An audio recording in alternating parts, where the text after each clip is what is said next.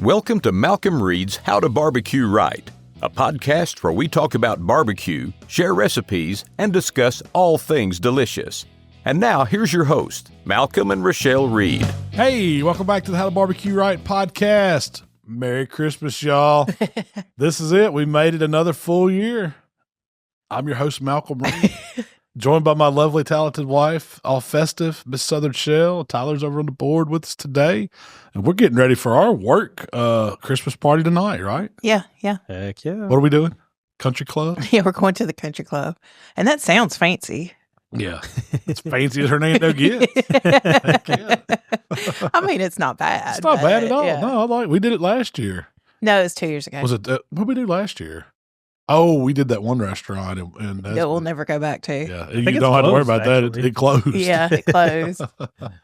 No, but the country club, it's one of them deals where I guess you pick what you want beforehand. Yeah. You get a choice of It was prime rib or chicken fettuccine Alfredo or something like that. Yeah. Mm-hmm. What'd y'all go with? Prime rib. What do you think I went with? What'd you go with, Tyler? I made Austin promise me that we would split ours half and half. So okay. He's getting half my prime rib. I'm getting half his chicken. Oh, so y'all gonna get the best of both worlds. Yeah. I don't. Is your wife coming with you? She is, Okay. and I probably should have done it with her. But what is she getting? She's getting, I think, prime rib. Prime rib. Oh, really? She kind of surprised me because before I got this job, she did not like rib loin anything, rib eyes, anything like that. Oh man. Now she's game. So I figured that's what we're talking about today. Heck yeah, prime the rib. holiday meats, and that is number one on my list. The Christmas prime rib. It is so good, and it's easy. The only thing that scares you about cooking that prime rib is the cost of it and you overcooking it, because you can mess it up, but it's super easy to cook. The first time you cooked a prime rib, you were super nervous about it. Heck yeah, because the thing, I mean, what's the cost? so of let's prime first rib? off, let's talk about what a prime rib is. Okay. This is always an argument when you talk about prime rib. People say, "Oh, well, how can you have a choice grade prime rib?" Or, how is it a prime rib? Well, see, the word's kind of confusing because they put prime in there, and normally when you talk about beef, you're thinking of the cuts. Is it choice? Is it select, choice, or prime? Even Wagyu, it goes further. But that's what confuses people, because it doesn't mean just because the thing's called a prime rib doesn't mean it has to be prime. A choice prime rib is excellent. That's usually what I cook. I usually don't splurge and, spend the expensive piece on it, but I usually just get one from Kroger or Sam's or Costco, somewhere like that. Whoever's got a good looking one. And they do have prime, but which ones I really like? It's when we go to Super Low and you get the CAB, Certified Angus Beef, and it's a high-end choice. It's not prime, but it is daggum close, and they never let me down. If you have a choice to get CAB, Certified Angus Beef, do it. And that ain't no sponsor or nothing. It's just good meat. Yeah. Well, they're so picky about the animals and that's right. the meat, and how they to process get that it. brand, to get those qualifications. Yeah. And there's a bunch of people that put out stuff that tries to make it look like it's Certified Angus Beef. Yeah. They'll just say Black Angus Certified or something. But rework the words. Yeah. It's got to be the Certified Angus Beef. Yeah, you got to see that logo. In fact, we used to have one in here. Yeah, it used to be like right behind your head. Maybe it's at the... It's in the shop or... no, it's in the smokehouse now. Yeah. But that's they have a unique logo. When you see that logo, that's when you know you're getting the real deal. But going back to the prime rib, so the prime rib is actually the beef loin, AKA the whole ribeye. That's what it is. It's a section of that muscle that sits right on the back. If you think of a pig, how we got a big long pork loin, that's the same cut on a cow where that prime rib comes from. It's top of the spine. There's one on each side. The front part's up in the chuck part, comes out of the shoulder area. It goes all the way down the animal. As that beef loin tails off, it turns into more of a strip. That's where you start getting your T-bones from, or your New York strip steaks and all that. But that front section of it is where the prime rib or the whole beef ribeye comes from. That's where they cut the ribeye. And that's what it is. From. So when you see it, you might see it called prime rib. You might see it called ribeye roast. You might see it called beef loin. It's all the same thing. So if it has the bone or doesn't have the bone, does that matter? No, typically you see them both ways. Usually they're cheaper with the bone. And I personally like them with the bone, because if you're cooking it whole, you get all those flavors that leach out of that bone, and it just seems like you get a juicy, really tender, really flavorful prime rib. But sometimes, I mean, I've even cut those bones off and seasoned them and tied them back on just to get that thing. And what happens is that bone heats up, it kind of radiates heat, so it helps it cook even. But I've cooked plenty of them that are boneless too. Usually you'll save a little money if you buy one that's on the bone. Now, the only thing you have to think about is when you slice it up, if it still has part of that chine bone on it, you can't they were cut cheaper through with it. The bone in. Usually, I guess because yeah. I guess they the butchers charge more for their service of cutting it off that bone and packaging it up. And you're paying for that. Yeah, and you can do it yourself. Too. If you don't want to cook it with the bone in, just cut it off yourself. Just take a sharp knife and cut what the good part is, you can use that bone for a lot of stuff. Like it has meat in between the bones. There's not going to be a lot on top of it. So don't think of it as a slab of ribs. And they sell these in the package. They're called, what do they call them? It's like beef ribs, but they're not the dino ribs that everybody, when you think about plate ribs, it's not like that at all. It's like beef loin ribs. It's usually what they call it. And there's some meat in between those bones, but it's good. It's really good. Yeah, it's ribeye steak. If you do cut it off the bone, just go ahead and cook the bones beside it. Yeah, you can. Or you cook them right beside it and eat on them, and they're fantastic. They're fantastic. It ain't real pretty when it cooks because it kind of draws up. Yeah, they're not pretty. They're ugly. Yeah. But I've got some old recipes on just cooking those ribs, and they're good. We always cook them because that's kind of like our snack. You're not going to serve it because it doesn't look good on a platter for Christmas or whatever. But it's one of those things you're like, hey, man, try this. Yeah, try this. Eat this bite. Eat this bite. That's right. Is that how we qualify a pitmaster snack? It's like if you can say, hey, man, try this. I would say so. That's a great pitmaster snack, the beef loin ribs. So you've also cooked a strip loin. That saves you some money too. Now, if you think about how a ribeye look, it's got the spinalis on the front end. As you're up closer to that chuck roast end, that's where you get your tri-heart muscles, and that's where you've got a big spinalis, and you've got the other little muscle in there, and then you've got the loin. That's my preferred place to get a ribeye steak from because you get different textures of meat in there. And if I just want to eat that center cut part of the ribeye, I would just get the strip loin because that's all it does. It tails down to it, and as it goes down the animal, that spinalis part kind of tails off. It thins out, and then you just get the heart of the ribeye, which is the strip, and that continues on down till you get to the back of the loin. And that's when it becomes a beef loin? Yeah, the whole thing's really the beef loin. It's so big they cut it up, so you get the ribeye portion, you get the strip loin portion, and then you get what we buy as a beef loin, or no, that's actually another muscle. That's like the inner loin. Oh, okay. The true beef tenderloin is the inner loin that's inside. And so it's like the pork tenderloins, the little small fillets. Yeah. And that's where your filet mignons come from, or your chateaubriands, all those other cuts. And that's another excellent roast to cook for Christmas. That was on my list too. Prime rib probably be number one, but our family, they tend to like the beef tenderloin because we slice it and make little sandwich. It's a great kind of finger food. I mean, it's good for dinner. Don't get me wrong. You can cut it into whatever size thickness you want to get a portion. But I like that one because you can kind of put it on a charcuterie board and slice it thin and make little sandwiches with rolls or however you want to eat it. It's good dinner party food. Yeah, it's good dinner party food. So when you're cooking your prime rib, strip loin, whatever, do you cook them all the same way, and how do you do it? I cook them pretty much the same way. I mean, it's such a dense piece of beef that there's not a lot. I mean, it's just beefy flavor on the inside. Of course, it's marbled up and it's got good fat and it's going to be juicy, but you don't have any salt in there, any pepper in there, any seasonings in there. So you got to go heavy on the outside of it. And that's what I do. I usually try to build a crust. And this is where you've got to, I mean, don't cook one of these without a thermometer.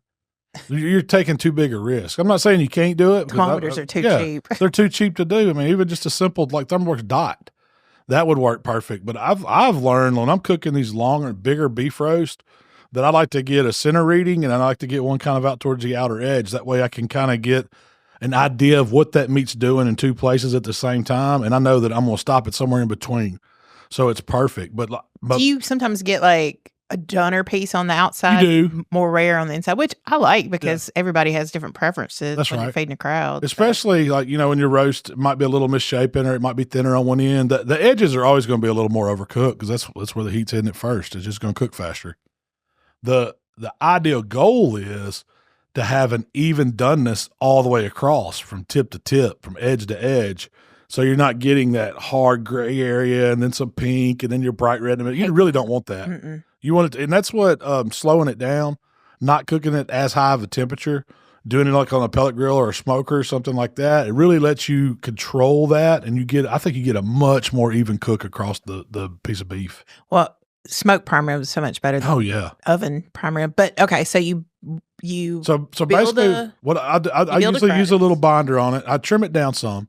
I want to take any excess fat off, any sinew that's on the outside, get it down to meat. I don't cut that spinalis off. I've seen some people do that. Why? Because it gives them a little round slice. Well, then buy the strip loin. You buy the strip loin. Because why? But I understand why you do it, because that spinalis is so good. They're keeping that for themselves. You're doing some other stuff with that. But I like cooking it. I'll kick it up. Could you take that spinalis and make spinalis steaks out of it? You can roll them up. Yeah. So once you trim it off, I mean, you can pinwheel it back, roll it back up, tie it with butcher twine, and then slice it. As long as you keep it tight, it'll stay together, and you can cook it like a little pinwheel spinalis steak. That's how those used to come from Costco. Yeah, they were good. So typically with my prime rib, I'll put me a little oil on it, some kind of binder, just something to get on the outside, and then I'll use some bottled seasonings like TX or AP to give me a little foundation, but I like to take some fresh herbs and incorporate it in the TX or the steak rub, so I get that contrast of dry ingredients that's got some texture to it, some coarseness to it, like the peppers and the salts and the herbs that's in it, but also pick up like fresh garlic, some rosemary, some thyme, some different seasonings like that. You could parsley, you can put in there. Could you use the chimichurri? You could use that chimichurri. It's going to give you a little bit of a more South American flavor, I guess it would be, but just because of the herbs and the different things in it, it's not like a traditional one. It's going to have that, but it's good. It's really good. But you just want to get a crust on it.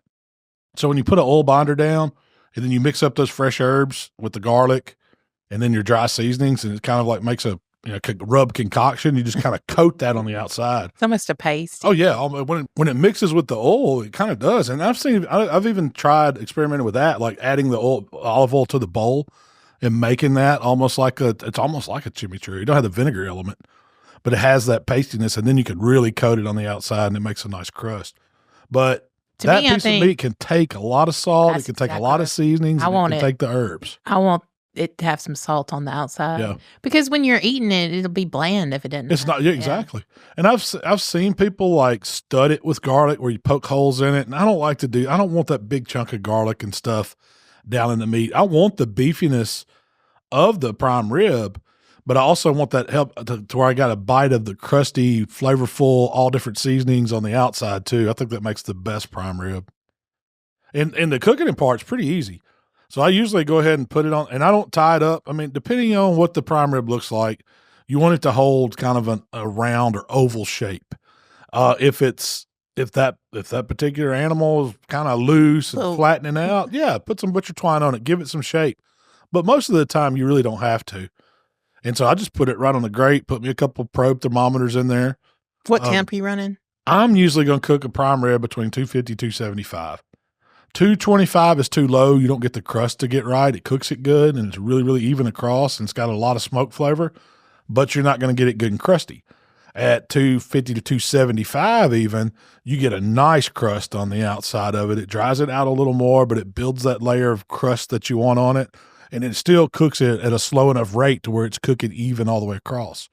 And so pellet, because it doesn't take pellet or smoke, I'm usually using, it doesn't take too long. No, usually I would say for 12 to 14 pound whole prime rib or rib roast, it's going to be probably about 2 hours. That's rough, but never go by time on these things. Like never. The most important thing to go by time on is the rest, but the rest of it cook to internal temperature, because I'm going to set mine for like 125, both thermometers, and I'm probably going to stop at about 122. Just when the center one should be behind a little bit. The one on the edge should be my probe that's ahead a lot. And so if I've got it set to 125 and it happens to reach 130 before my center one gets close to 122, 125, right in that range, I'm okay. It's not going to overcook it that much. But the goal is to have them cook about the same rate. But don't flip out if that outer one's a little ahead, because it's going to be. It's out closer to the edge. But you get variance. And I don't do anything. I don't baste it. I just put it on there, let it roll in some smoke. If I'm using a pellet grill, I'm probably going to run a hickory blend or some pecan, something like that. If I'm cooking it on a different type pit, I'm not going to add a ton of smoke. I'm going to let my charcoal briquette or lump be the primary fuel and then add a few chunks. Even if I was cooking it on like a stick burner, I'm going to try to keep the smoke. The smoke's will be a little minimum on that anyway. It's not going to be overly heavy because it's burning clean. Oh, stick burner is my favorite. Yeah. Prime rib, it does yeah. make a really, really good I feel like the drum is maybe a little too smoky. Yeah, it can be. So I wouldn't put any smoke on a drum with the prime rib. I don't think it needs it. You would just going to pick it up from the charcoal. lump charcoal. Yeah. And I bet the Primo would do a good one. Oh yeah, or ceramic. Yeah, you know. Sorry, I've done them on the eggs before. I don't think I've ever done one on Primo yet, but I've definitely cooked them on the egg, and it does fine. That's what I'm doing mine on this Christmas. Primo. Yeah. Are you doing the prime rib? Yeah, the thing I'm gonna do, like, I don't know if y'all have ever tried it, but pretty much what you're saying with all the seasonings and stuff, you mix up in a bowl, but you do it with butter too. Yeah. You Mix it in butter.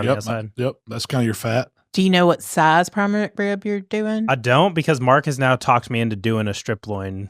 Instead of doing the prime rib. Yeah. I might try that instead. There's not a whole lot of difference in them. The only thing on a strip loin is it usually does have a thicker line of fat on the outside, and you can go ahead and take that off.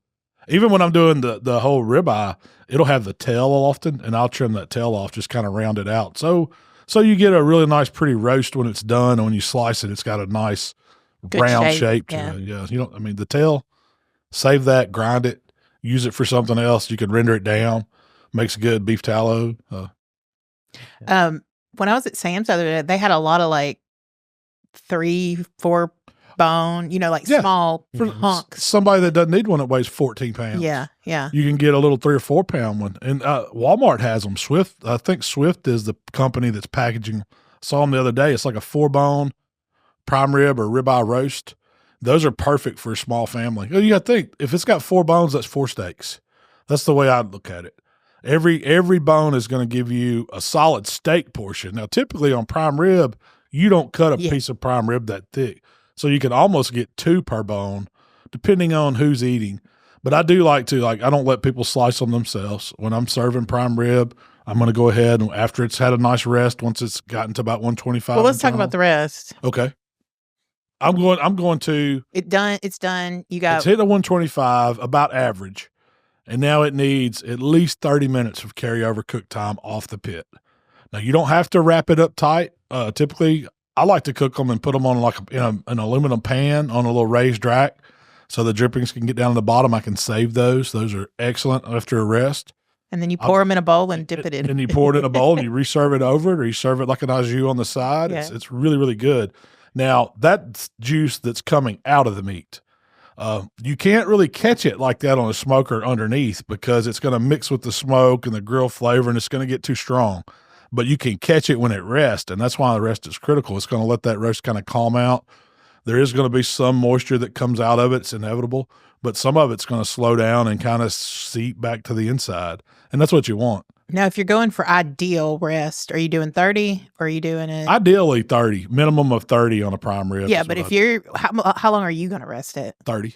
I'm going to. You're not going to give it 2 hours? I mean, you don't have to. Yeah, but I thought that was one of your key things about loins like that. That's the beef loin I've been giving that long just because I know how we're serving it, But I don't say you have to give it a minimum 2 hour rest. No, that's probably the maximum you'd want to go. Okay. Minimum 30 minutes. Minimum 30 minutes. Like 20, 30 minutes is what's ideal. Yeah, that's ideal. 30. Yeah. Okay. And you'll be fine. You can put aluminum foil on it if you're traveling with it, drop it down in the cooler. Just know that if you immediately take it off the grill and put it in a cooler, it's going to keep cooking.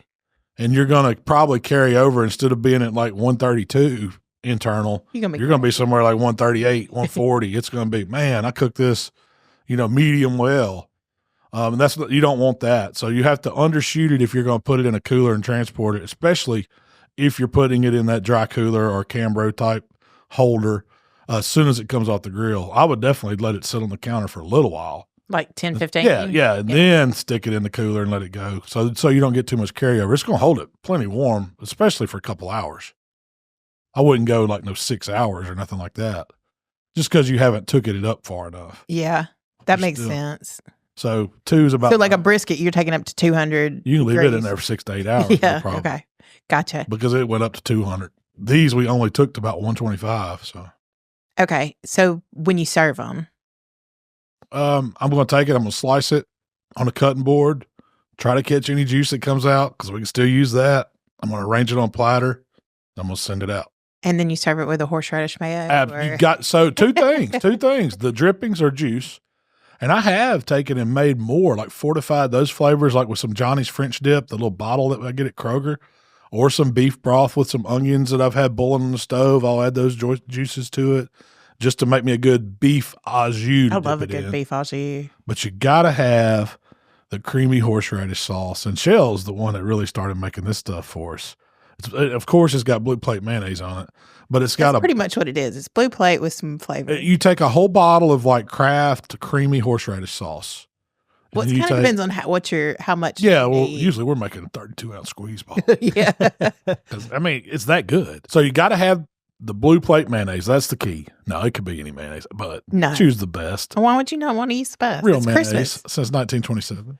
By the gallon, you should have 2 gallons at least in your house right now. Right before Christmas. Stock up for Christmas. Christmas cooking's coming. But so you start with about a cup of mayonnaise, and then that little bottle, I think it's a 12-ounce bottle. I think it's a 12-ounce bottle. Usually we use the whole bottle. You mix that in with the cup of Blue Plate. It's not horseradish. It's a horseradish cream sauce. It's like Kraft. I think the store brands will have a different one that'll work, but Kraft is usually that brand that we see. Creamy horseradish. Yeah. It's called creamy horseradish sauce. And I don't think Blue Plate makes one, or I would use it. They need to. Boar's Head makes one. That one's pretty good. But it's more expensive, and it's over in the deli section. Kinder says it has a horseradish creamy dipping sauce. I never tried that. Yeah, I hadn't either. I bet they have it at Walmart though. But Kroger has like their brand. Yeah, that's the one. And that's usually what Kroger store brand. And then you have to buy a little jar of the prepared horseradish. Now this is the hot stuff. It comes in a little glass jar, and that's to taste. I mean, usually I do go 2 heaping teaspoons. And you like it real horseradish? Yeah, I like the horseradish flavor to be prominent. And then I'll put a few dashes of hot sauce even in it. And you think, and that's the taste too. Yeah. You think it's going to give it an orange color? No, it's not. You've got so much creaminess, the mayonnaise, the creamy horseradish, the color's going to be okay. It just makes it look not mayonnaise. Yeah. And then black pepper. That's the key. I put a little salt in mine. A little bit of, you could use TX, but usually I like fresh cracked black pepper in it because it gives it that fresh, you get the oils from those peppers cracking. It's real pungent. And it makes the best creamy horseradish sauce for a prime rib. So I started making this. We went to, I've always hated horseradish, but we went to some restaurant and you had ordered, maybe it was prime rib, and they brought you a creamy horseradish sauce. And I tried it and I was like, that is delicious. I didn't know I liked horseradish. Yeah. And so then we started trying to duplicate it. And that's how we came up with it. Yeah. Usually we serve it with anything beef. There's even another dish that you make that goes with. It's like a pesto chicken that we did the creamy horseradish. We did on little rolls. Oh yeah, we put pesto on one side and the creamy horseradish on the bottom, and then it was wasn't it roasted chicken? I think it was pork loin. That's what it was. Sliced pork loin. On little rolls. Yeah, those were really good. That makes a great. I kind of forgot about that recipe. That makes a little holiday appetizer. We need to start writing these recipes too. We've done that. I've done that before for a video. That's been a long time ago. I mean, we started making those a long time ago. I was joking. That was being. Went over my head. I missed that one. I got it. I started laughing. Start writing this down. So anyway, so that's pretty much the prime rib. It's not. I mean, this is a Christmas showstopper too. Now, I mean, especially if you do it right. If you do it right, and there, like you said, there's nothing to it. I mean, I've only watched you cook them. I've never cooked them myself. You could do it. It's so easy. I think I could do it too. And the beef tenderloin is just as easy too. Same way. So I'm going to interject here. This isn't Christmas food, but so you've been gone for a couple days and we cleaned out the freezer right before you left and we found a pork butt in there. And I was like, I'm going to cook a pork butt while you're gone. Yeah. And I'm going to package it and we're going to have it for when my family comes, for Christmas. I thought we'd do barbecue nachos with them. Anyway, I went to go fire up the cooker out back. Yeah. It was bad. What was wrong? I think there's mold on it. There was a dirt dauber nest in there. Oh, man, tell me that. Yes. I hadn't cooked on it in a minute. I know. It's the pellet grill at the house. Yeah. I hadn't cooked on it. Yeah, and we've been cooking at the smokehouse. I've been using my egg at the house. Yeah. Or your Weber. Or the Weber, yeah. I hadn't used it. Did you? I got to get that operational, man. Oh, it was bad. Really? And I was like, oh, I can That's burn my this fault. off. I was like, oh, I can burn this off. You can. We'll turn it up. And then I saw some dirt dauberness in there. I was like, It don't hurt them. That's extra flavor. You could have burned them off too. Yeah, it'll burn them off too. Rat's nest, whatever. Just they'll get out of there and you get it good and hot. And I was a little worried about cranking the temp up to burn it off. Yeah. I wouldn't do that. I would just got it to like, 250, 275. Okay. I was going to kick it up to 400 and let it burn. I'd take that and then come back and clean it real good. Clean the grate with some aluminum foil or grill brush and rock and roll, baby. But I didn't know how much Improvise. grease was in there. That should have been none. It's probably full. I'm telling I was you. like, I'm going to light this I gotta place on give fire. my grill some love at the house. I do. I hadn't been out there a minute. I hadn't cooked out there. Anyway, It's a bad thing. and I didn't want to fire up anything else. So, Yeah. Well, did you cook it? no, I didn't. What'd you do with the butt? I mean, it's still in the refrigerator. Oh, you didn't even take it out and season it. No. Oh, we can throw it on tonight. We can do it overnighter, baby. That's what I was planning on doing. We can do that. Okay. Yeah. Anyway. We'll do it this weekend. And I'm not feeding my family nachos for Christmas, but they stay for a couple days. And Yeah. Yeah. This is like, we have a whole Festivus thing. That's the part of Festivus- Christmas nobody talks about is like you always have family stay at your house for like weeks at a time. So not only are you hosting that Christmas dinner, you're hosting dinner for a few Every nights. day, yeah. And you got to change it up. I mean, we'll have soup night. We might have, or white Yeah. chicken chili night. And then we do all different kinds. One night might just be takeout pizza night. yeah. Mhm. One night might be charcuterie board and Yeah, leftovers. Yeah. Heck yeah. You got to have that. That's Yeah. like the next day. We'll usually eat a big dinner on Christmas Day. That's usually our thing, and that's when I'll after we do presents and have a little Christmas breakfast. I'll fire up the grills and get the meat out and get it going, and you'll start doing a few sides. You know what we're cooking this year? The How to Barbecue Right podcast is brought to you by our friends at Primo Grills.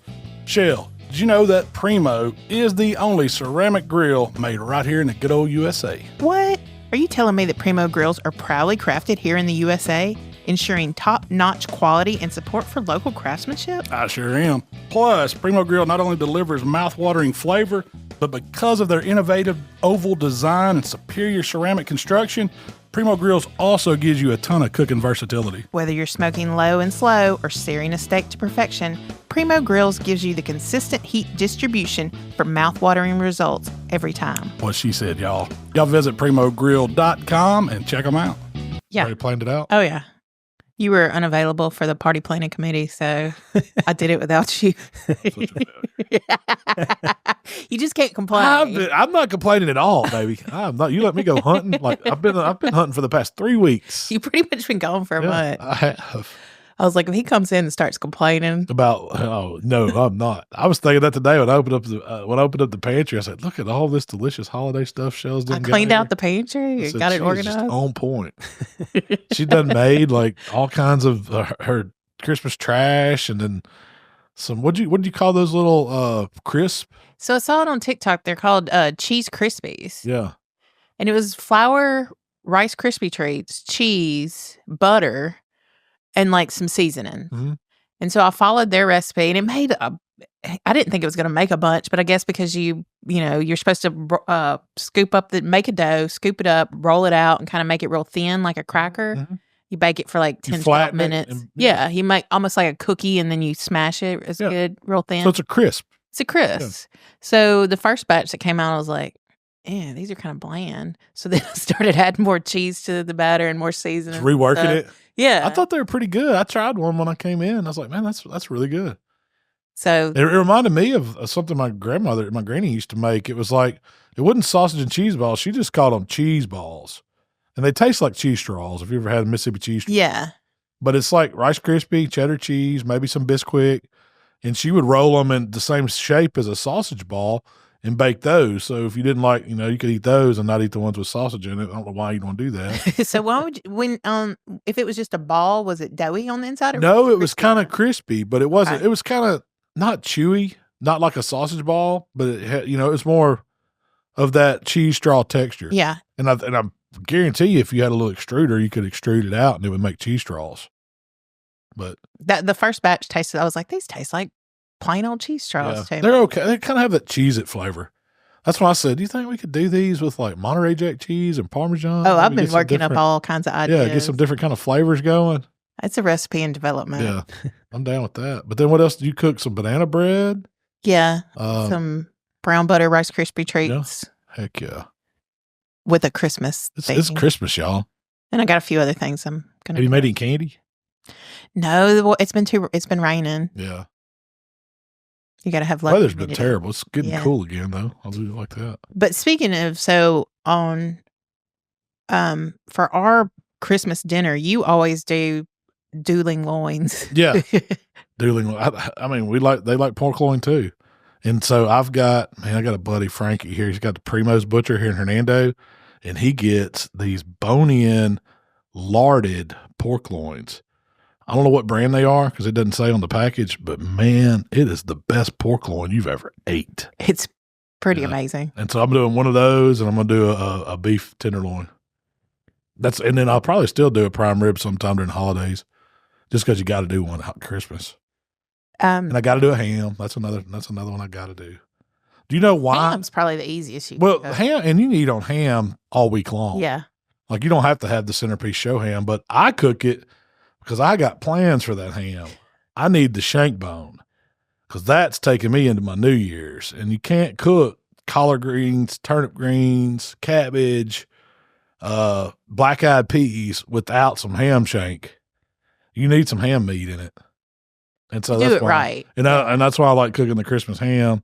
Whatever we don't eat just finds its way into New Year's Day. Well, ham, it's like breakfast, lunch, and dinner. Yeah, you cook it for breakfast with a biscuit. You can make a sandwich with it, little blue plate, light bread, or you can eat it for dinner as an entree. It's one of those meats you can just eat out of the fridge. Like you don't even have to heat it up or anything like that. That's kind of my favorite way. Take it to the deer stand. I put me a few slices in a Ziploc bag, put it in a hunting coat. You know what? Got some ham. You know, bite. Got that ham. Back in the day, the Egg Bowl, which is Mississippi State versus Ole Miss, used to be on Thanksgiving. Mm-hmm. So we left Thanksgiving, like everybody left their family. This is like we were in our 20s. It was a long time ago. Everybody left their families Thanksgiving. We met up, drove down to the Grove to go to the Egg Bowl. I remember. And our friend Andy didn't have any money, but he had a pocket full of ham. He had on a sports coat, a fedora, and a pocket full of ham. Thanksgiving ham. He would just open his jacket and be like, "You want some ham?" Yeah. That's how versatile it is. I'll trade you a slice for a beer. He was bartering that ham.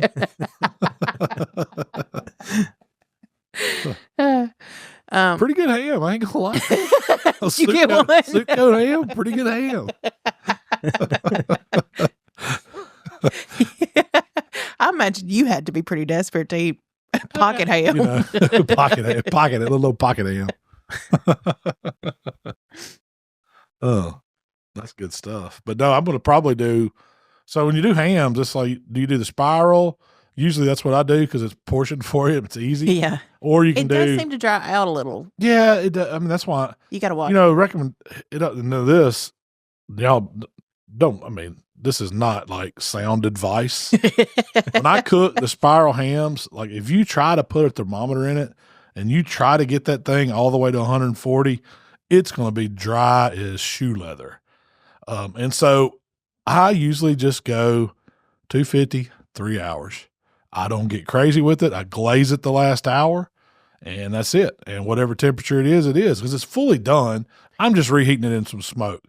And at 250, you're not going to overcook it. It's not going to dry out. But if you go on there, it might take you 5-6 hours to get it to 140, trying to probe through all those slices that have been cut. You never get an accurate reading. I just don't. It's what it says do, but I don't go by that. Yeah, but you could pull that thing out and eat it before. Oh, you can eat it raw. So it doesn't. You don't have to reheat it. Yeah. Yeah. So it's been fully cooked. I'm just trying to get some smoke warmth on it.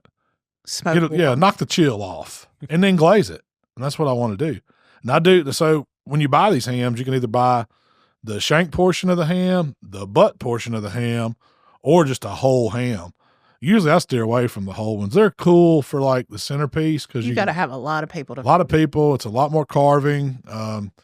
The spirals are the easiest because all you do is turn it on its side, look at the seam, and cut your knife where that fat seam is, and then the whole thing just comes apart, and you fan it out, and it looks like you're this expert carver. Yeah. But just a shank or a butt portion, you have to slice it yourself, and it's not too difficult to do. But I like doing the spirals because they're easy. and I'll do the shank, not the butt. The butt has more meat on it, but it doesn't have a bigger bone. And I'm going for the bone. I need that bone to put in my greens and my black-eyed peas. And so usually I leave some meat on it because the way they cut it, it doesn't cut it all the way down when you get down to the shank end. And you're going to leave some meat so that meat will come off in your vegetables and give you a lot of good flavor when you're cooking your New Year's vegetables. Does everybody do that? I don't know. Sure, everybody in the South does, I bet. Is that a I don't regional really thing, know. Tyler? I'm not honestly 100% sure. Okay. That one. I know like maybe the specifics of the collard greens, Yeah. turnip greens, black-eyed peas. There's all Yeah. different variations. Some people do Hoppin' Johns. Which Yeah. is kind of a combination of peas, greens, and rice or something like that, or tomatoes. Like I know my mom loves greens, and I don't know if that's kind of like that came from her past situation, because if it was, then people up there are making them, but I'm sure they make them very different, you know? I think it's a pretty accepted tradition for New Year's just to eat something green, some pork, and then some black-eyed peas. You got to start your year off right. Money, what is it? Money? Greens for The money, ham for health, Yeah. Ham, yeah. Hog for health. hog for health. And the others for black-eyed peas are for luck. Yeah. Yeah. And there's something else. They added something else, so it's not part of, The original, yeah. what would The they cornbread maybe is for, I forgot. You I got to don't have know. cornbread, I mean. And It pepper just goes, sauce. yeah. But I like Hog Jowl. I mean, so we do pulled ham, and that's a whole different another ham. You know, usually I do use like I think we talked about that last week. yeah, how to cook to it do for the- pulled ham, but it goes so good on some turnip greens when you shred it, or in some black-eyed peas. It is really good. So we'll do a pulled ham for New Year's. And then are you going to replace it? Well, you did both last year. Are you going to No. do both this year? Yeah, I've already ordered my Hog Jowl. It's already here. I got it in the freezer. So what is Hog Jowl? Hog Jowl, well, it's the meat that's right on each side of the face of a pig, and it's some of the best meat on the hog. It is better bacon. It's better bacon. Yeah, that's what it is. And so they cut these off. I buy mine from a company called Burgers. Sometimes you could find it in stores around us, and they have some like they'll have ham bits and pieces, and they might have some bacon. And sometimes they have the Hog Jowl, but it always sells out. So I just said I can go online to their website. Will you I buy think they're out of the Ozarks or Missouri or somewhere like I that. think somewhere like that. But You're like a Hog Jowl broker at this point. You buy Yeah. you buy a bunch. makes a great Christmas present. Everybody. I mean, I've got a buddy. I give him 2 packs of Hog Jowl for Christmas, and because everybody's needs to eat it on New Year's. What better time to get it? And it's lasts in the refrigerator a long time. I will say, if you do find Hog Jowls, try to get the rind off. Yeah, Hog you want Jowl. rind off because it's so hard it'll break your teeth. Some of them's better than others. I like to get it pre-sliced. And when you open the pack, it's a wider, shorter slice of looks like bacon. A lot of great fat in it. A lot of big strip of lean or 2 in it. So when you cook it up, you get this lean texture of bacon, and then you get this crispy fat, and it's just way more intensely rich than regular bacon. If you love bacon, you have to try a Hog Jowl. Yeah, and we cook it in the oven. You can cook it in a skillet, like fry it like bacon, but man, it I've makes never such a mess. tried. It doesn't get to me, it gets crispier in the oven, and you can lay a piece of foil over it to keep the grease popping down and take that foil off when you flip it on the last batch. And it gets brown, it gets crispy, and it's really good. It gets to the point when you take a bite of it, it's like crispy, and then it hits your tongue and it starts melting. Mm-hmm. If you've ever had a piece of bacon that does that, and it's delicious. But it's salty too. And it's salty. It's really good. And it goes great with vegetables. You can use it to season vegetables. I've done that. Put a raw, I guess it's raw. It's been smoked. I mean, I don't know. I probably wouldn't eat it straight out of the package, but I think it's been smoked. But it needs to be crispy. So I cook it up, or either cook it in something, and then, usually when you cook it in something, it kind of cooks. Yeah, it gets mushy. Yeah. But it's good. It's really good. We've got a lot on the plate. Like for Christmas Eve, we're doing brunch with your family, and you're doing shrimp and grits. Shrimp and grits. We'll have shrimp cocktail. We'll do some kind of. Did you decide which breakfast casserole you're I'm going gonna to do a ham croissant, cheese and egg casserole. Something new. That sounds good. I think Is it it'll where be you good. tear up the croissants? Yeah, I bought And them then at you put- Sam's the other day. Do you like put cubed ham and then cheese and then mix up the eggs and pour it all over it? I hadn't bought my ham yet, I saw something recently on a casserole like that. It looked really good. But I was just thinking about getting deli ham, but I could get, like a hunk of ham and Yeah, cut that's it what I in was thinking, cubes. and then dice it. I think I'd like that better. I think it'd be good. What if I shred it like Mark did that bologna? Grated ham? Never seen anybody grate ham. I've seen Mark grate bologna. I think You the could. cube idea would be better. Ham hash, kind of Ham hash. shredded ham. I think the texture would be off-putting. It'd be weird. It'd be a little strange. Yeah. But you can buy a hunk of ham at the grocery store. Yeah, they and sell it like right in beside fact, the probably sell it sandwich already meat. diced up. You can probably buy it already diced. Yeah. I'll dice it for you. I don't mind that. But we're also, my mom will do the gravy and biscuits and probably Typical. Yeah. hash browns or something like that. And then Christmas Eve, we're doing party foods Party food. at the house. What's that going to consist of this year? I saw Little Smokies. Is there meatballs in the freezer? There are, but those are just extra. They Little weren't ham necessar- biscuits. Little ham biscuits are on the menu. Maybe Rotel. So I'll let everybody kind of give their, like, what do you want? Everybody picks a party food. I mean, little ham biscuits and Rotel. That's I you weren't here, but I picked little ham biscuits for you. Mhm. Michael wanted the nacho cheese machine. Oh, really? For Christmas Eve? Yes. Break it out. Hot melted cheese on Christmas. Heck yeah. And then I was like, well, we don't eat it. You can put it in the refrigerator and pull Yeah. it back out. And that's where the barbecue nacho idea came from. Okay. So he wants nachos. Christmas nachos. Did you get the green and the red tortilla chips? No, but I need to. That's what you need to get for him. Okay. Yeah. Heck yeah. That'd be great. Well, that sounds good to me. And then we're going to do Nothing Christmas. says Christmas Eve like nachos. At least Navidad. It's a gringo Christmas. And then I got a couple other things. But yeah. Hey, I'm not going to tell him no. Yeah. No. Christmas only comes once a year. If you want nacho machine, we got it. I try to fit all that stuff in this time of year because it's like the calm before the storm. It's like once January hits, everybody starts eating healthy again. Yeah. Yeah. Oh, yeah. That's what I know. The diet kicks back in after we get through all these greens and hog meat and black eyed peas, cornbread. The next day is diet day. Mm-hmm. Oh, yeah. I went to Whataburger this week. Oh, the new one in Yeah. town? How was that? It was pretty good. Mhm. It took forever. Did they but have a yeah. wad of fish? No, I almost got the What a Chicken, Yeah. but I went with the patty melt. That's my Classic. go-to. Yeah, that's the best. Their regular burger is just kind of like a Sonic burger to me. But the Yeah. patty melt, it's on another level. I My hadn't been to the new one yet since they've only been open a few weeks. mm-hmm. Did you have to wait in line forever? It took a minute. I figured it would be. Usually you got to let a new restaurant work the kinks out. Well, we went at like 4:30, so we were Yeah. thinking we would beat the crowd. Yeah. Is that one a 24-hour one? Do you know Yeah, that? it is. Have you been late there? Nope. Me and Todd went on the day it opened. We got brave. Oh.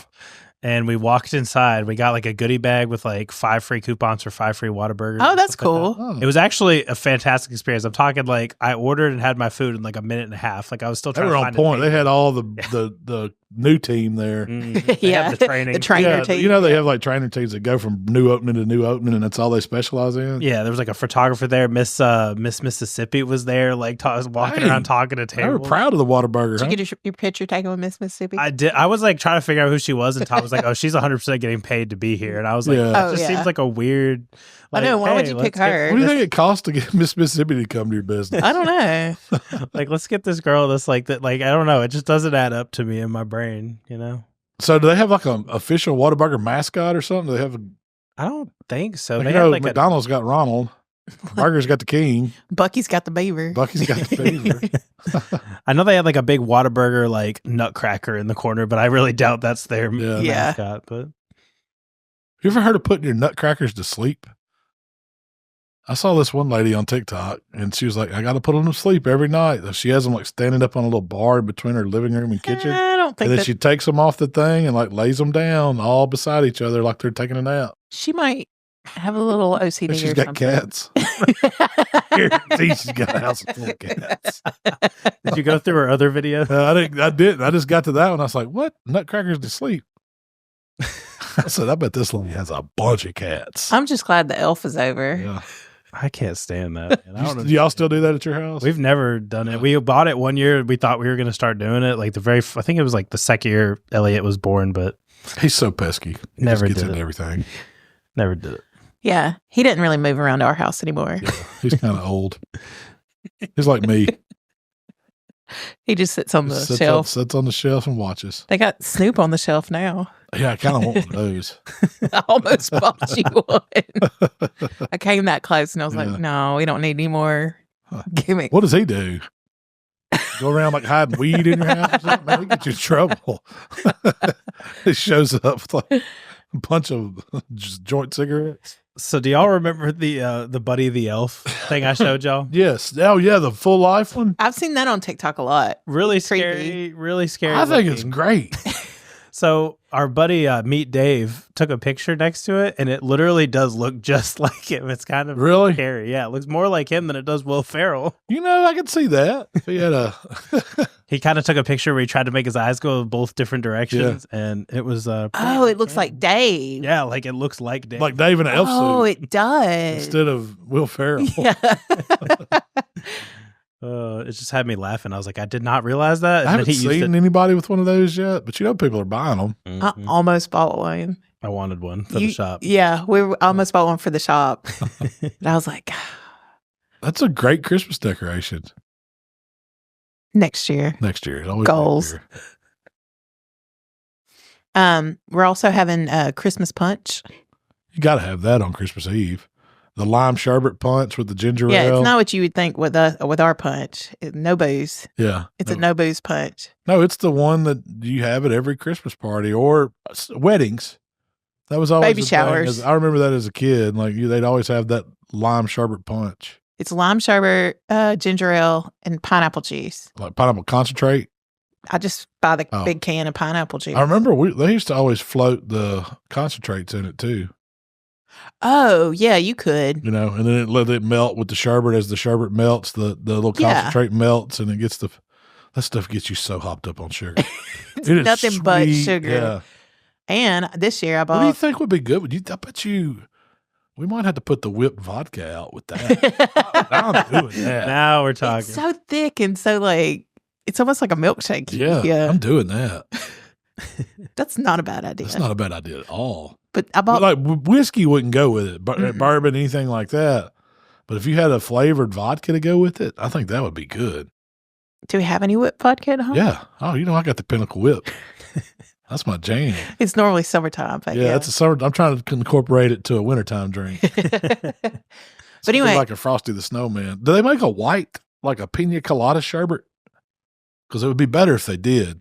I feel like they do. I feel like I I've feel seen. like, yeah, or some kind of pineapple sherbet. Yeah, pineapple. That would work because you do pineapple, and then you could do the frozen pina colada concentrate and put that in there with the pineapple sherbet and then the whipped vodka, and you'd have And then it would be less ice creamy. yes, Yeah.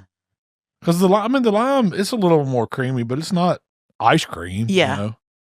It's still sherbet. It would give you the texture without giving you the, yeah. That's the only time I ever eat sherbet. That's a funny word too. Well, see, it's very hard to find green sherbet this time of year. Yeah, Last year we had to go with rainbow and the punch rainbow does not make a good punch. was brown. Yeah. It looks like a suicide punch. Like The when you kids take still all drink the it. little slush puppy flavors. You know when you take a slush puppy and get all the flavors, make a suicide? That's what that punch looks like. When I was a kid, there was a slush puppy company at the gas stations, and they had all these little pump bottles of syrup. And then when you open the thing up, it was just like clear, the frozen stuff. I love slush puppies, yeah. And so did y'all have that? Do you remember that? yeah. Yeah. So we do a suicide. You just get a squirt of all of Yeah. it. And it would be the nastiest looking brown stuff. But man, it was good. No, I was laughing because I hadn't heard that term, and then I also, when you said suicide punch, I was thinking like, don't drink the punch, you know? Yeah. Like Jonestown. Yeah. That's right. And I was like, Don't drink the Kool-Aid. Can you imagine how difficult it was to clean up the slush puppy station every day? That was a mess. It was just sticky everywhere. is it kind of like Slurpees from 7-Eleven? Yeah, but so the make Slurpees are your already own. pre-mixed. Okay. Yeah. These, you squirted the flavoring in your cup, in your little slush puppy cup, and you put it down there and pulled the thing out, and it filled up, and it would mix the color, and you put a lid on it and rock and roll. But it's more ice. It's not like an icy where it's kind of, you know how icy's airy, Mm-hmm. kind of light. Slush puppy is just like It's you get at Sonic, a slush. Yeah. Yeah. I think it's definitely an our generation thing. Yeah. Old people. We had thing. them. I bet Sonic still has the flavorings. because that's how they make theirs. When I worked there, we made suicides all the time in high school. So what else do you? Oh, with desserts. Yeah, Christmas desserts. I always the dessert is my kind of leak. Yeah, it's kind of like my weak point. Usually by that time we've had so much sweets that you don't usually. really need a whole bunch of Christmas desserts. And we Cheyenne usually gives us a cheesecake she makes, and she's a much better baker than I am. Yeah. So Your mom usually brings a cake. mm-hmm. Usually we just set up a little, whatever kind of Christmas treats we have. So you kind of have just a treat station. It'll sit there the whole week. Like if you goes to come in our house, there will be one table that's decorated up, and it's going to have tins of cookies and jars of candy, and it's going to have some cakes out there and all the, man, it's just, come get fat with us. So it's a 6-foot table, but it's a half width. Yeah. So it goes up against the wall just perfect. So it looks like a buffet when you put a, mm-hmm. not a blanket, what do you call this thing? Tablecloth. Yeah. Tablecloth over it. Christmas tablecloth. It's a great idea. Yeah. Yeah. Heck yeah. The treat table. You'll have a punch station and then treat table. And then you'll have the counter with all the meats and stuff on. We have to hide all that at my house because it don't work with little kids. Yeah, my son would literally just camp the table the whole Yeah. day, and by the end of the day, it would be insane. Like I would probably have to put him in jail or something. It's gonna be wired up so much. Yeah, he's like a red dye fiend, man. I don't know what they put in red dye, but like it gets him jacked. He reminds me of the kids from Talladega Nights, like Heck yeah. jacked up on Mountain Dew. Crazy. Well, I bought a bag of Reese's Christmas tree cake, not cakes, the little chocolates, Mm-hmm. the Reese's Christmas trees. You can't just set them things out in public. They're gone. Yeah, I know. You were gone. Like, Oh yeah, well Michael loves them. Like I'll see because like from our bed, like if we're getting ready to go to bed, I can see a shadow where that little candy dish is, and it'll just creep over there by it, and then it'll go back, and I'm like, I know what that jerk is doing. He's sneaking down there and getting my Reese's Christmas trees out of right beside the fireplace out of the little candy dish. You bought Exactly them, what he's doing. She bought them for here too, and I couldn't stop. Like every time I'd pass that snack They're market. addictive, man. It's just the perfect little 2 or 3 bites. And the caramel ones that you bought are like those are good. a game changer. So good. See, he doesn't like those. He was like, I don't really like those. Don't If you buy got those the anymore. white chocolate ones, he don't like that. I don't like and the he white don't like the chocolate caramel ones. Those will last.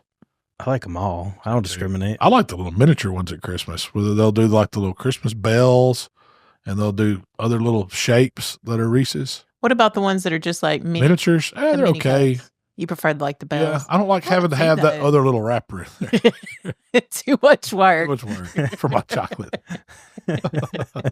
What's your favorite Christmas candy? You've like from all the way back to when you were a kid. Which is Either the peanut butter balls or pralines. like homemade. Yeah, homemade. Oh, are we talking about store bought? It could be anything. It was just what's your And then favorite the Reese's Christmas candy? trees. Yeah. When Divinity's right, I love that Oh, stuff. Divinity's really good too. And then your mom had this candy lady that would do homemade chocolate covered. I think your mom Minnie would do them. Homemade chocolate covered cherries. And I don't know how she did it, but when you bit into it, it had that perfect little liquid stuff on the sugar just melts, I guess, because you like wrap it around it. And oh man, they're better than any box chocolate covered cherry you can ever get. My great grandmother was an expert candy maker. I feel like if you store buy that stuff, it's disgusting. Like, Yeah. I do not like store bought It is. chocolate covered cherries, but homemade ones are so good. It's so hard. They have to like make the filling stuff. And it's then almost like a taffy or something almost. It's a pliable sugar, right? kinda. When it gets and cool. then they roll them and then they freeze them. I don't know. It's and a they dip difficult them and then that's what melts it. Yeah. I think once you put it around that cherry, it's pulling moisture out of that cherry. And that's what's melting that sugar. And Oh. that's when you get it coated, the coating chocolate stops it. But it's just, you know how if you put sugar on strawberry, it Yeah. macerate, Yeah. I think that's what it's doing. So it's turning that sugary stuff to a liquid. to So that you're just liquid getting sugar gold. workable to where you can wrap that little stem cherry and let it do its magic on it after you dip it. That kind of makes sense. I've never thought about that before. I just know it's a very labor intensive Mhm. process. It's good though. Candy making's tough. It is. It is. What's your favorite? It's probably the Divinity or the chocolate covered cherries. What's your What is divinity? I don't know how to explain it. A white fudge is the best way to describe it. Kind of, but light. It's airy. real light. So they use egg whites and whip them and beat sugar into egg whites. And if you do it right, it's kind of like almost a hard candy that you bite into and becomes soft. Now, I'm not talking about the Stuckey's pecan log divinity. No. That's more like taffy. This is, it should be kind of light, but it has, after it sits, it gets like a light crust over the top. When you bite into it, it just kind of, it's not like a chewy taffy. It just kind of melts in your mouth. That sounds really good though. But it's got to be, I mean, it's hard. It's so hard. So it's corn syrup, sugar, stiff egg whites. And pecans a lot of times. And pecans, yeah. They'll stick a pecan on top after they cut it, or I don't think it's made into it usually. So you just had the great Christmas dinner. What would be your ideal dessert? Or do you just skip dessert? No, white chocolate bread pudding. That's pretty good. Yeah. With the whiskey sauce? With the whiskey sauce. That's the one that's like the Christmas game stopper, the showstopper. And it's so easy. Yeah. That one or cheesecake's pretty good. Cheesecake, yeah. Strawberry cake with cream cheese icing. That's a good one. That's more Easter to me. Is it? I mean, for Christmas, I like red velvet cake. That's always a classic. You used to make one for me every year. It's been a minute since we made cake. Who has time for that, right? It's easier to buy one. Yeah. Probably better. What's you, Tyler? What's your go-to Christmas dessert? I feel like we never make the same thing every year. We just try new things. Like one year we did the, I think it's the Jack Daniel's Fireball sweet potato pie you made that one year on TikTok. Yeah. That was really good. And then I really like strawberry cake on Christmas. See, I think so maybe it is a Christmas thing. I think it is. I don't really think of it for Easter, but I wouldn't complain. For Easter, I think a carrot cake. Or have y'all ever had the chess pie from Gus's? No. No, but I love chess pie. Really, really. It's pretty much pecan pie, right? Yeah, kind of. Yeah. Pecan pie is one you always have to have at Christmas, but usually you've had the pies at Thanksgiving. Yeah. People do pies at Christmas. Pecan pie is one of my favorite desserts, but I feel like everybody's tired of it by Christmas. Not Michael. You got to have some cookies. Oh, yeah, you got to have cookies. Do we still bake Santa Claus cookies? I don't think so. I don't think so. That hadn't come up. Those fancy ice cookies got hot there for several years, where people were spending a lot of money buying ice cookies. I bought some. If you still do that. Did you buy some this year? Yeah, I mean it was just a packet Sam. Oh. It wasn't like you bought them from a cookie artist. Fancy cookie artist, yeah. And then I didn't realize that I'd put them in a spot in the car, and the backseat blower was blowing directly on them, so they got a little melty. Oh man, that's all right. So they went in the fridge. They'll be fine. They'll be fine. But no, that's Christmas is the time for treats and delicious meats. When you're a kid, you look forward to the gifts. Yeah, when you're adult, you're looking forward to the food. That's right. I don't have anything I need as far as a gift goes. Maybe some new socks,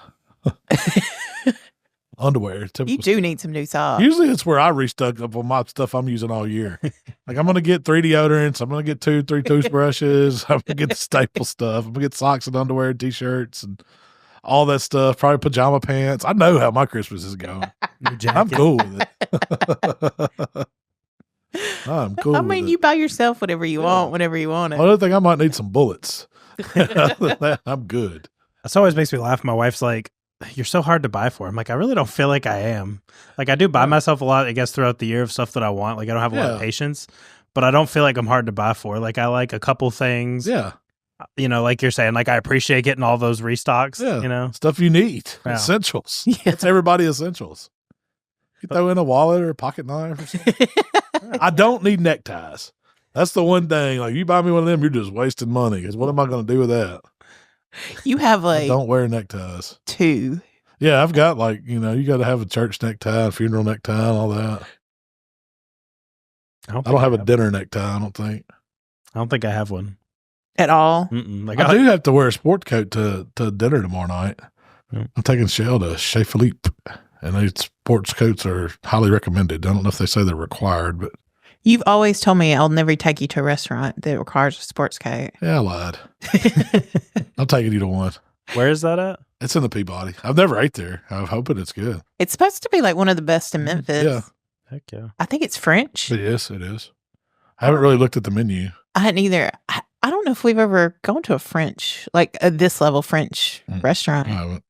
It's like kind of like escargot and Imagine they'll have that French onion soup. No. I hope they have escargot. yeah. I haven't. You're gonna get it? Yeah. I'll try it. Tastes like mushrooms to me. I go to like casual French places. They have a lot of them in Southern California, and they have like escargot and stuff. So I'd imagine they have like amped up versions of that, you know? I've had some really good escargot, and then I've had some. I'm hoping they have Really a Wellington. You think they'll have a Wellington there? I don't know. I'm gonna see. Michael asked. We'll give a full report when we come back for next year on how Chez Philippe went. Was it worth the hype? Well, that's really all I have for you. And this is our end of year. It is. It's been a fast year. Is this season 6 or season 7? Season 7. Oh my gosh. Season 8. Episode what? Do you have any idea? I used to be good at this when I was the guy that did it. I think it's 38 or 39. Of the episode of season 7? I know it was like real close. Well, we're going to be kicking off season 8 just a few weeks. In end of January, beginning of February. Yeah, we'll see. Hunting season will be over on the 31st. So. Well, Tyler, are we doing anything in the community? Yeah, so I have a correction from last week. So last week I told you I was going to do a real short and sweet giveaway. I decided to extend it a little bit. I didn't really want to do a short and sweet one. I wasn't going to be able to get it to y'all for Christmas anyways. So I went ahead and made it for Christmas. It ends on December 26th.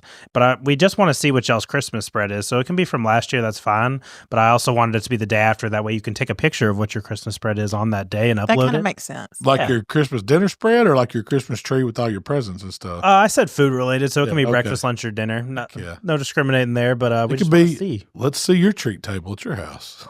And it's kind of something I maybe like next year around this time we can go back and pull some of the pictures and talk about some of the things that we see that people are making. Absolutely. But we're sending out, I think it's a pretty big care package full of stuff. It's the cooking pack and then Malcom's All-Star Seasoning Bundle, I think is what's called, with all the different Grande Gringo, King Craw and stuff like that. And we're going to pick 10 winners for that. So yeah, it's a pretty good little pack. Yeah. It's on facebook.com/group/H2Q community. It'll be the pinned post at the top. It is pinned by Out the Smoke this time. We have a new podcast we just launched under the HowToBBQRight umbrella, hosted by Mark Williams over there. So explain that real quick. Yeah. So, we had this idea a while back. This went back a few years. Malcom and Mark were doing Out the Smoke, right? And yeah, we're doing kind of product reviews on things and different things like that. It got a little hard to sustain and then a little hard to tell what the difference is between a HowToBBQRight video and what is an Out the Smoke video. And so we kind of stopped doing it for a little bit. And then we had this idea to bring it back as a podcast to talk with people from all different walks of life, not just people that are barbecue pit masters, but people that are in the kitchen doing the cooking, helping. Like we had Emily on. She's helping Mark do a lot of his stuff on the competition circuit and do things like that. And just it's usually, so we release series at a time, right? So we just did the holiday cooking series. Next year, I think we have plans to do like a brisket cooking series to talk about a bunch of different guests about brisket cooking. It could be the backyard guy, competition circuit guys. And I think it's going to be a really cool concept and we hope y'all really like it. So Shell did an episode on there. What'd you talk about?